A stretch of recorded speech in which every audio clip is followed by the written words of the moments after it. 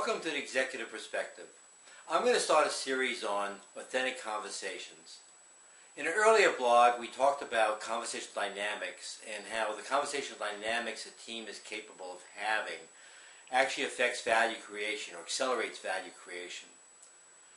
Inauthentic and closed conversations create very little value. Open and authentic conversations create tremendous value. Authentic conversations are those conversations that you deal with when you have relationship issues or issues that require really the best of everyone contributing to the conversation, like strategic planning issues, operational issues, issues that deal with relationship and trust. These are the conversations that make the difference between a strong team and a weak team, meaning a weak team really has a lot of withheld conversations, inauthentic conversations, and also a weak team has very strongly opinionated people, but are not willing to have an open or authentic conversation. They're just willing to express their point of view. So, we're going to start a series. The authentic conversation model has an authentic speaking map, which I'll explore in each blog. The authentic conversation also has authentic listening, which I'll explore in each blog. So over time, I will develop these maps and highlight each aspect of the map so that at the end of the series, you will have a clear understanding of what it takes to have an authentic conversation, and you'll have a clear understanding of what it takes to have authentic listening as part of an authentic conversation. Then we'll move from that to how to use authentic conversations to resolve really difficult issues. Or another way of saying it, how do you have authentic conversations to make difficult conversations less difficult? Or having difficult conversations without difficulty, depending on how you want to look at it.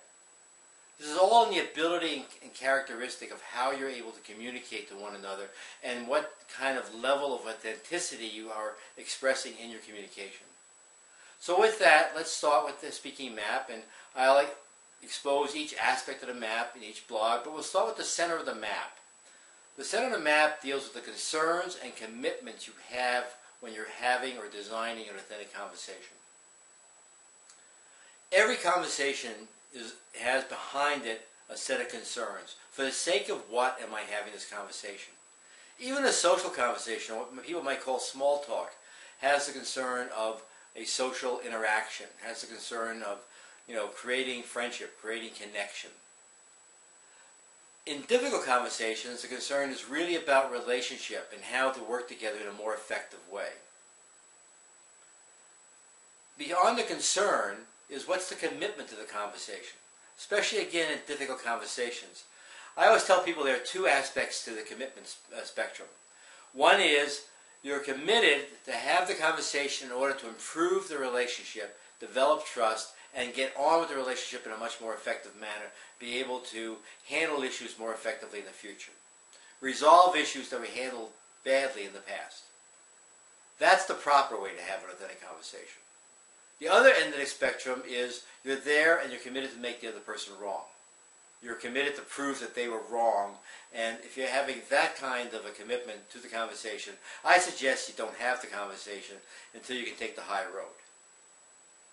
Because when you have that kind of safe conversation, it's really confrontive and defensive, and it doesn't in any way, shape, or form add to the relationship or enhance the relationship in any way.